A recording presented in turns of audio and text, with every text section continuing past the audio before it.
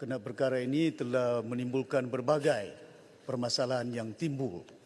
Dan waktu itu saya ingat Yang Berhormat Menteri pun tahu bila saya bertanya kepada Yang Berhormat, siapa yang mengeluarkan MM13? Adakah kerajaan negeri, adakah kerajaan persekutuan? Siapa yang keluarkan burung-burung? Adakah kerajaan negeri ataupun kerajaan persekutuan? Bancian, 3 proses yang selalu kadang-kadang itu membolehkan sehingga rakyat Malaysia yang ada di situ diiktiraf ataupun tidak diiktiraf sebagai warga negara. Dan ada kelainan dia dengan Tanah Semenanjung. Kerana kita di situ berhubung kait dengan proses yang ada, iaitu yang saya nyatakan bila Datuk Speaker nyatakan perundangan. Ya, bila lihat menteri boleh berbahas tapi tidak ada yang boleh menyekat, tak apa, tak jadi masalah. Jadi ini saya tanya sikit tentang undang-undang yang ada ini.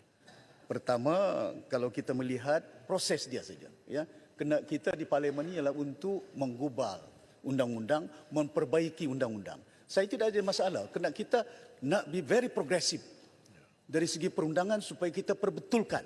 Jangan yang tak berhak mendapat hak. Jangan yang berhak tak dapat hak. Ada di kawasan saya, di Semporna, 6 orang adik-beradik. 5 orang ada dia punya IC dia. Tapi 1 orang tak ada dia punya keterangan, tak tahu pasal apa sebab sebenarnya oleh kena kemungkinan pentadbiran jabatan pendaftaran yang ada. Dan saya berharap usaha ini akan bukan hanya membabitkan dari segi pematuhan undang-undang.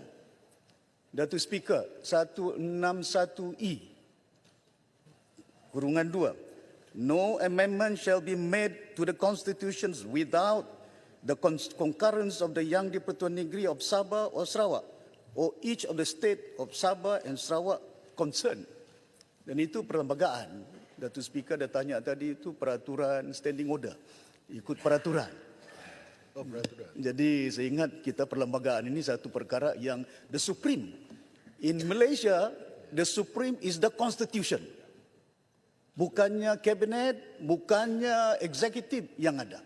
Jadi saya ingin bertanya kepada Yang Berhormat Menteri sama ada konsen. Pasal di sini disebutkan tentang bahawa no amendment shall be made to the constitution without the concurrence of the Yang di-Pertuan Negeri of the state. Itu yang saya tanya. Satu bab yang saya nakkan supaya perkara ini perlu kita ikut peraturan. Ada pindaan. Kita tak ada halangan untuk menyokong pindaan dilakukan. Tapi dari segi perundangan yang ada, saya tak mau nanti hari ini undang-undang negara kita we bypass the law. Ya, MS63, Perjanjian 63. Saya tak mau nanti besok pula Perjanjian 63, the Federal Cabinet decided you amend that without consultation of the state government, whether Dewan Undangan Negeri, TYT doesn't have the right, the Chief Minister doesn't have the right, but the State Assembly. Dan saya ketua pembangkang di negeri ini.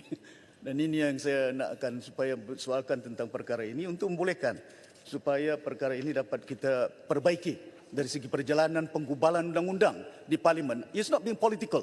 I don't have any political motive. Yang penting kepada kita be progressive. Kalau untuk kepentingan rakyat, kepentingan negara kita, kita akan sokong.